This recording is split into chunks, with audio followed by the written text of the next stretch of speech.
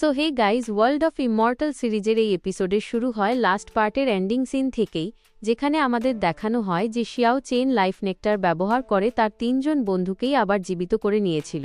কিন্তু তারা ৩ জনেই শিয়াও চেনের সাথে কোকোকে দেখে ভয় পাচ্ছিল। তবে শিয়াও চেন তাদের বলে যে চিন্তা করো না, কারণ ও আমার বন্ধু, তাই ও তোমাদের কিছুই করবে না। কিন্তু এখন আরও কিছু লোক এসে পড়েছে শিয়াও চেনের ওপর হামলা করার জন্য। তাদের মধ্যে একজন বলতে থাকে যে তোমাদের মধ্যে যে কেউ শিয়াও চেনকে প্রাণে মারবে সে সুযোগ পাবে ট্রি ম্যান ভ্যালিতে প্রবেশ করার। যার ফলে সব লোক খুব দ্রুত শিয়াও চেনকে খোঁজার জন্য এবং তাকে মারার জন্য এগিয়ে যেতে থাকে। কিন্তু এদের পেছনে থাকা কিছু চালাক লোক বলতে থাকে যে দেখো, আমাদের বোকা হয়ে নিজেদের প্রাণ হারানো উচিত নয়, কারণ শিয়াও চেন নিজেই এতটাই শক্তিশালী যে সে ট্রি এনসেস্টরের হাত থেকেও বেঁচে ফিরে এসেছিল। তাই লোকেদের বোঝা উচিত শিয়াও চেন কতটা বেশি শক্তিশালী। এদের মধ্যেই একজন থাকে যার নাম লিং ফ্যাং, যে হলো উইন্ড এলিমেন্ট স্পিরিচুয়াল মাস্টার, এবং সে মর্টাল ট্রান্সফরমেশনের 3rd হেভেনে পৌঁছে গেছে। তাই সে বলে যে লোকেদের আগে যেতে দাও আর শিকার হতে দাও, কারণ এরা যেমনই আগে বাড়ছিল সবার আগে থাকা লোকটির অবস্থা খারাপ হয়ে যায়, কারণ ওপর থেকে বড় সাইজের পাথর নিচে পড়ে যায় এদের ওপর, যাতে সামনে থাকা সবাই মারা যায়।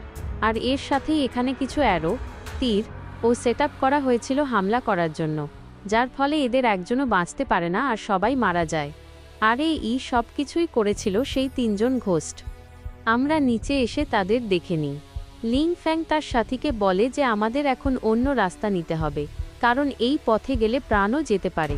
ওরা এখন উপত্যকার কাছে পৌঁছে যায় আর বলতে থাকে যে আসলে শিয়াও চেন কোথায় গেল।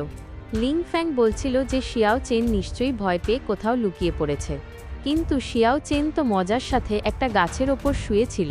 আর সে তাদের দেখে বলে, তোমরা কি আমাকে শান্তিতে বাঁচতে দেবে না, নাকি সবসময় এইভাবে আমাকে বিরক্ত করতে আসতে থাকবে? লিং ফ্যাং বলতে থাকে যে তোমার সাহস কি করে হয় আমাদের কথা কাটার, যার ফলে তার সাথী তখনই শিয়াও চেনের ওপর হামলা করতে যায়। কিন্তু তার শিয়াও চেনের শক্তির কোনো ধারণাই ছিল না, কারণ তখনই শিয়াও চেন চারিদিকে কুয়াশা ছড়িয়ে দেয়। এরপর সে নিচে গিয়ে প্রথমেই একজনকে মেরে ফেলে, আর তার হাতে সোর্ড আসার পর সে সাথে সাথেই এখানে থাকা শত্রুদের কাটতে শুরু করে দেয়, যাতে খুব দ্রুত অনেককে সে মেরে ফেলে। কিন্তু এখনও লিং ফ্যাং বেঁচে থাকে যে শিয়াও চেনের ওপর অ্যাটাক করে। নিজেকে বাঁচানোর জন্য শিয়াও চেন সামনে একটা স্পিরিচুয়াল শিল্ড তৈরি করে নেয় এবং হামলা থেকে বেঁচে যায়। কিন্তু তখনই লিং ফ্যাং তার উইন্ড পাওয়ার ইউজ করতে শুরু করে, যা দেখে শিয়াও চেন বলে যে এই লোকটা তো উইন্ড ম্যানিপুলেশন টেকনিক ইউজ করছে। সে তাকে জিজ্ঞেসও করে যে তুমি কি একজন স্পেল কাস্টার? লিং ফ্যাং বলে যে সেটা তুমি খুব শীঘ্রই জানতে পারবে আমি কে, কারণ আমাকে বলা হয় একজন স্পিরিচুয়ালিস্ট। সে তার স্পিরিচুয়াল পাওয়ার দিয়ে শিয়াও চেনের ওপর শক্তিশালী অ্যাটাক করে, যার মোকাবিলা করার জন্য শিয়াও চেন তার পাঞ্চ ব্যবহার করে এবং সেই অ্যাটাক ভেদ করে লিং ফ্যাংয়ের কাছে গিয়ে তার ওপর জোরে আঘাত করে, যার ফলে লিং ফ্যাং মাটি ফাটিয়ে নিচে পড়ে। আর তখনই কোকো জাম্প করে তার ওপর পৌঁছে যায়, কারণ কোকোর শক্তির জোরেই শিয়াও চেন এটা করতে পেরেছিল। এরপর শিয়াও চেন তার বুকে লাথি রেখে জিজ্ঞেস করে, আসলে তুমি আমার থেকে কি চাও? শিয়াও চেন বলে, বেশি কিছু না, শুধু বলো তোমাকে কে পাঠিয়েছে। লিং ফ্যাং জানায় যে তুমি যে ট্রিম্যান ভ্যালিতে গিয়েছিলে তাদের তরফ থেকেই নোটিশ দেওয়া হয়েছে যে শিয়াও চেনকে মারলে সেখানে যাওয়ার পারমিশন মিলবে, যার ফলে অনেকে মিলে একটা রিভেঞ্জ অ্যালায়েন্স তৈরি করেছে। তারা সবাই শিয়াও চেনকে মারতে চায়, তাই তুমি বেশিক্ষণ পালিয়ে থাকতে পারবে না। শিয়াও চেন বলে, তাহলে বলো তারা কারা?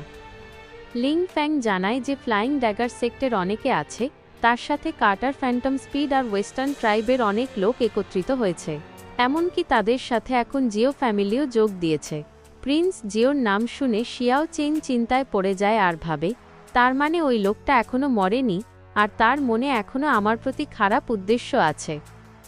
শিয়াও চেন বলে, চলো, যেহেতু তুমি তাদের ব্যাপারে এত কিছু জানো, তাই আমি তোমাকে একটা সুযোগ দিতে চাই।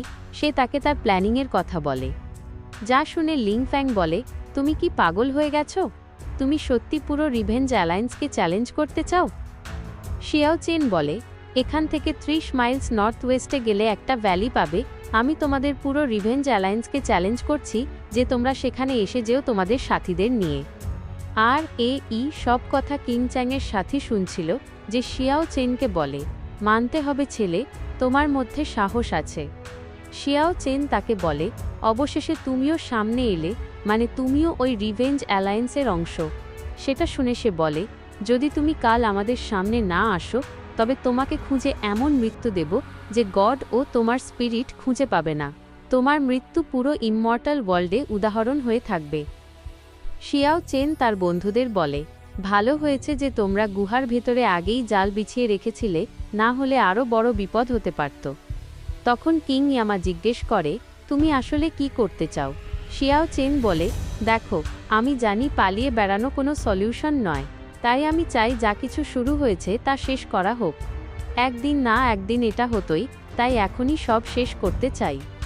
এরপর শিয়াও চেন তার 3 বন্ধু ও কোকোর সাথে সেই ভ্যালির দিকে যেতে থাকে। কোকো দ্রুত দৌড়াচ্ছিল, তাই শিয়াও চেন তাকে ধীরে যেতে বলে। শিয়াও চেন বলে যে তারা আমার ঠিকানা জেনে গেছে, তাই এখন আর পেছনে ফেরা যাবে না। কিন্তু সে যে ঘাটির ওপর দিয়ে যাচ্ছিল, তখনই নিচে কাউকে দৌড়াতে দেখে যে পিঠে আরেকজনকে নিয়ে যাচ্ছে। দেখেই শিয়াও চেন চিনতে পারে, এ তো আসলে মাস্টার ইজেন। সে বুঝতে পারে না এত শক্তিশালী মঙ্কয়ের এমন অবস্থা কেন। মাস্টার ইজেন যাকে নিয়ে যাচ্ছিলেন সে তার বিগ ব্রাদার, যার নাম মাস্টার ওনিচি, যে ব্রহ্মা কিংডমের মঙ্ক এবং ট্রান্সফরমেশনের 5th হেভেনে আছেন। কিন্তু পেছন থেকে আসা তুফান থেকে হঠাৎ একটা শক্তিশালী সোর্ড সামনে এসে পড়ে, যা সরাসরি মাস্টার ইজেনকে হিট করে, যাতে তারা দুজনেই অনেক দূরে গিয়ে পড়ে। আর এই অ্যাটাক আসলে ডেমন সোর্ড করেছিল, যে আইল্যান্ডের সবচেয়ে শক্তিশালী লোকদের চ্যালেঞ্জ করে বেড়ায়।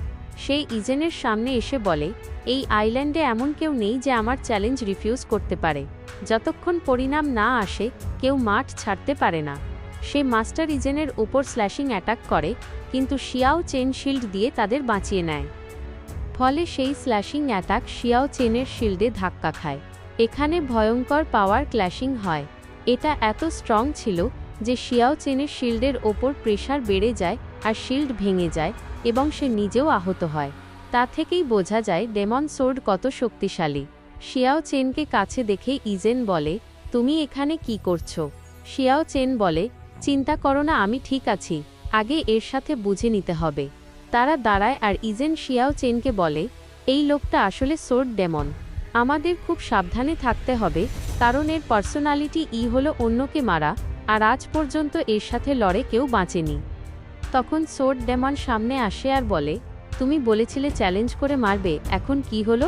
এসো মোকাবিলা করো, তুমি মাত্র 4th লেভেলের প্রাণী। সে শিয়াও চেনকে বলে, তুমি আমার অ্যাটাক আটকে দিলে, নিশ্চয়ই তোমার মধ্যে কিছু ব্যাপার আছে। এরপরই সে আবার অ্যাটাক করার জন্য তৈরি হয় আর বলে, তোমার এই শক্তি আমাকে হারানোর জন্য যথেষ্ট না। শিয়াও চেন তার বন্ধুদের সাহায্যের জন্য তৈরি করে নেয়।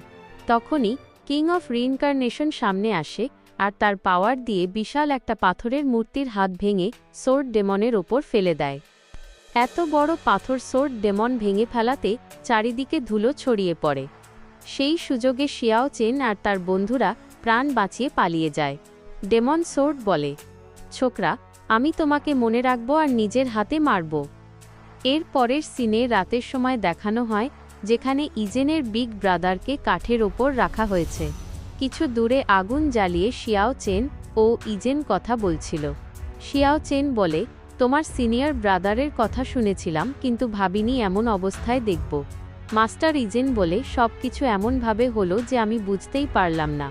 আমার সিনিয়র ব্রাদার এখানে পাওয়ার লেভেল বাড়াতে এসেছিলেন, কিন্তু আমাকে বাঁচাতে গিয়ে নিজেকে স্যাক্রিফাইস করে দিলেন। শিয়াও চেন জিজ্ঞেস করে, এই সোর্ড ডেমন কে আর সে কেন মারতে চায়? ইজেন জানায়, এই লোকটা সাউদার্ন বারবেরিয়ান্স থেকে এসেছে, যেখানে ডুগু ক্ল্যান আছে। ও তাদেরই মেম্বার। এরা নিজেদের স্ট্রং মনে করে, আর কেউ তাদের রাজ্যে এলে মেরে ফেলে। এই আইল্যান্ডে এসেই সে সবচেয়ে স্ট্রং অপোনেন্ট খুঁজছিল। সে বলে, আমার সিনিয়র অনেক শক্তিশালী হলেও সোর্ড ডেমনের সাথে পারেননি। মাত্র একটা সোর্ড অ্যাটাকে তার অবস্থা খারাপ হয়ে যায়। সোর্ড ডেমনের নিয়ম হলো ফাইট শুরু হলে অপোনেন্ট না মরা পর্যন্ত সে থামে না। ইজেনের বিগ ব্রাদার খুব আহত ছিলেন। সিনিয়র মঙ্ক তাকে বাঁচাতে এনার্জি শিল্ড বানান আর ইজেনকে পালাতে বলেন। ইজেনকে বাঁচাতে গিয়ে তার বহু বছরের কাল্টিভেশন কিছু মুহূর্তের মধ্যেই শেষ হয়ে যায়। শিয়াও চেন বলে, তোমার সিনিয়র নিজের প্রাণ দিয়ে তোমাকে বাঁচিয়েছেন, তাই তার অন্তিম সৎকার সম্মানের সাথে করা উচিত। ইজেন বলে, ব্রাদার আমাকে ছোটবেলা থেকে গাইড করেছেন, বাবার মতো ভালোবাসা দিয়েছেন।